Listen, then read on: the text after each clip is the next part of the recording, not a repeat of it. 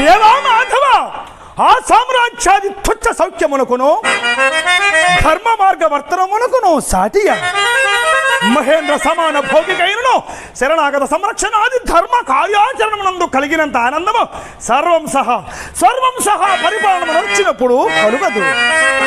రాజ్యపాలకుండు ఈ లోకమున పూజ్యుడు, అదీనో మనుజుల చేతనే ధర్మపథగామి ఉభయలోక పూజ్యుడు. కావున నా మనమ్మన ధర్మేతర వృత్తి నుద్దెలదు. చనినారార్వులు చక్రవర్తులు